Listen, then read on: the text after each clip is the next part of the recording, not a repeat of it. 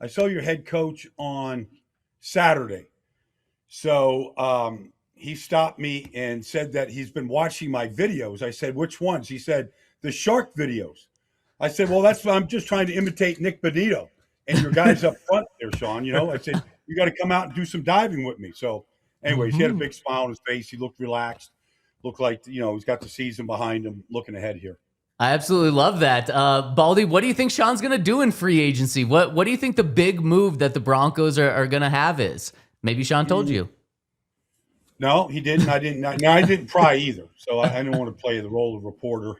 Albert Breer and a bunch of other guys were trying to pick his brain. I wasn't. I don't know. Like, is receiver, is A.J. Brown available? I hear the price tag's really high. I'm just throwing a name. I'm in Philadelphia, so I'm just throwing a name out. Yeah. But is there a linebacker out there right now that, could step in and make the type of plays, Devin Allen, some of these Devin Lloyd, some of these guys that are out there might be available, or one of these guys, able to step in and maybe upgrade some defense. Yeah, I'm curious how it all plays out. Let's go back to A.J. Brown in particular. So the thing about A.J. is that if you trade for him, I think the contract works out for like 4 years, $28 million a year.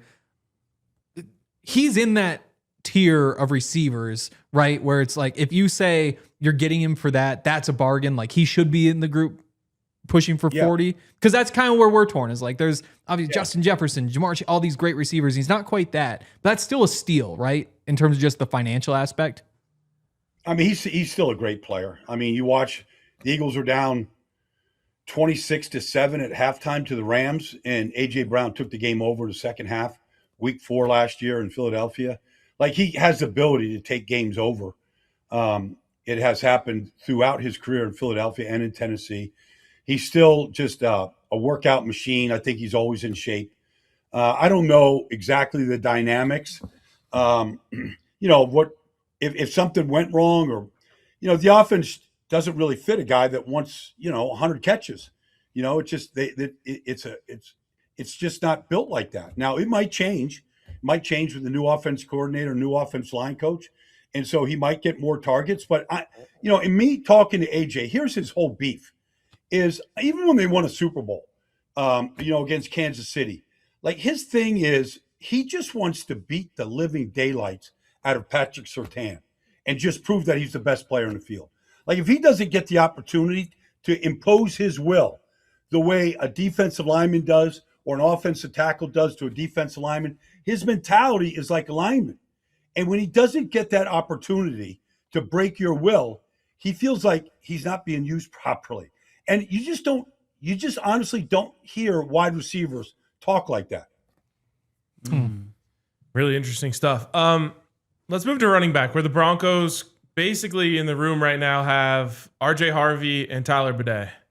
Would you, if you were them, go out and back up the Brinks truck for Kenneth Walker? No, I don't think so. Kenneth Walker had a great postseason. He has had some injuries. He is a very good player, and he does have Super Bowl MVP next to his name. But, Kenneth Walker was a second-round pick out of Michigan State. I don't know. If you wait to the second round, can you get Tadarian Price? There's going to be guys there. Like, it's not a deep running back draft, but I just don't think – and look, I don't know. RJ Harvey was not great last year, given the opportunity. He averaged 3.7 yards a carry. I know he's a good kid. He'll probably get better, but he wasn't great last year. But I don't know that I would back up the Brinks truck for Kenneth Walker right now. He's still young, and he's got good legs, but I would say you can spend your money in better ways. Baldy, I'm loving this insight. I know you're in Philly right now, but you're a Florida man in your heart. So I want to ask you about two Florida guys. Travis Etienne with the Broncos. Do you think they should go after him? And then the other one, Cade Otton, who was with Tampa Bay. What do you think of those guys fit with the Broncos? I like Cade Otton a lot. He's really a 3-down tight end. He's a good inline blocker. He really flourished when Brady came on board, but even with Baker, he's been good. He's got, I don't know if he is a game changer, but he's very solid. All right.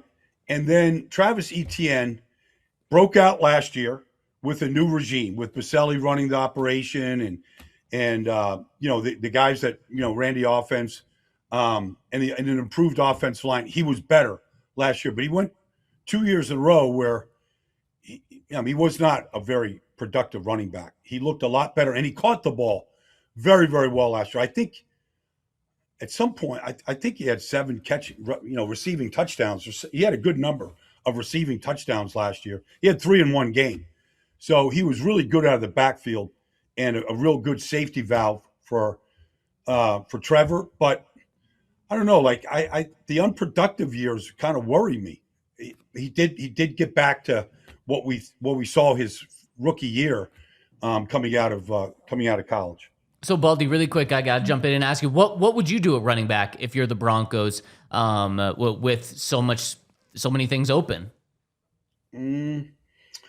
Well, I would inquire about Jeremiah Love and just see what the price tag is to move into a position. That guy just looks special to me.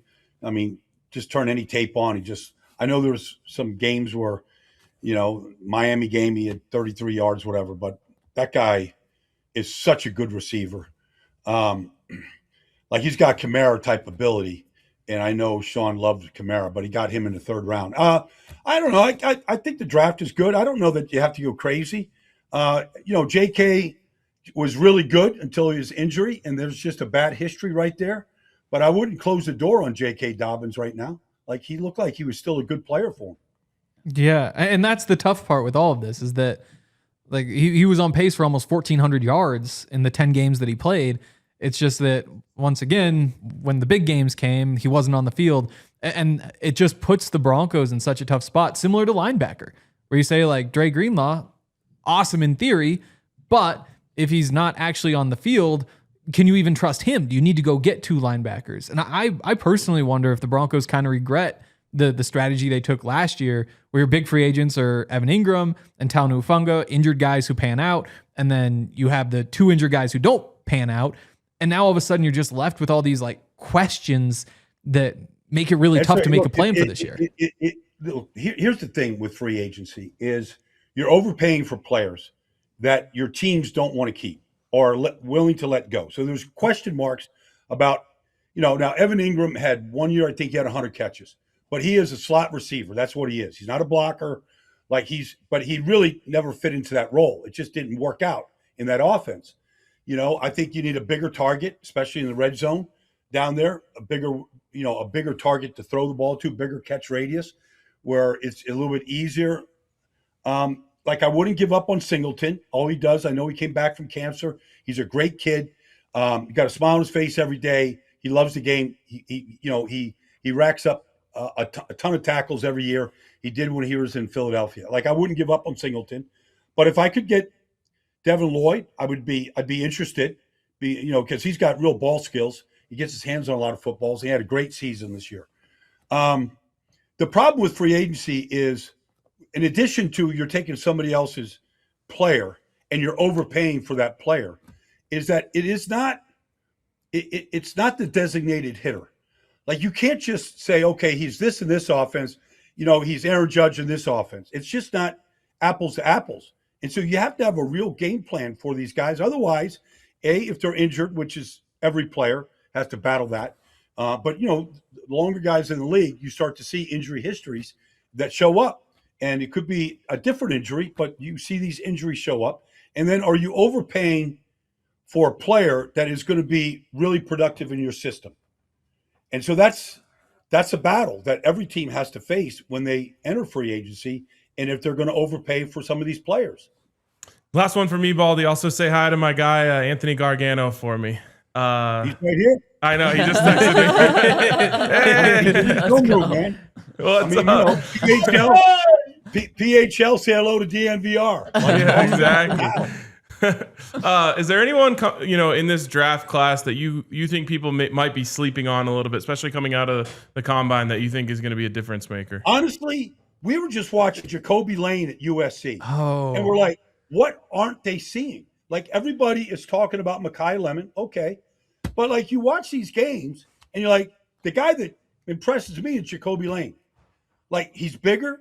He ran a 4.47, but he separates. He ran a 2-point conversion against Notre Dame. I mean, it was an impressive, like creative route that you could tell was just him. But he separates. He's big. Like I don't know what there isn't to like about him. I don't hear anybody talking about him. That's just one guy. The reason I got scared off, or from a Broncos perspective, is so Sean Payton with those big receivers always talks about having short legs because it makes you so quick in and out of breaks. And Jacoby has he's like a spider out there, but at the same time, the route running is there. So would you really be concerned by the long legs if he's still that quick? Yeah. I don't know. I'm watching Mekhi Lemon struggle to get off press coverage all day. All Notre Dame does is press you at the line. It's a great game to watch for any receiver. Like all they do is press you at the line of scrimmage and make you beat them. And I thought Mekhi struggled, and I thought Jacoby was much better getting off press. He was bigger, and I thought he was more decisive in his mentality of how he was going to beat the defender. Baldy, we could talk to you all day. We appreciate you joining us today. Look forward to recapping what the Broncos do in free agency with you next week. I will be on NFL Network all week next week talking about it. So I'll have my eye and some special notes for you guys next week. Let's go. Awesome. Can't wait. Baldy. Right on, Baldy. Have a great weekend. Yep. The man, Brian Baldinger.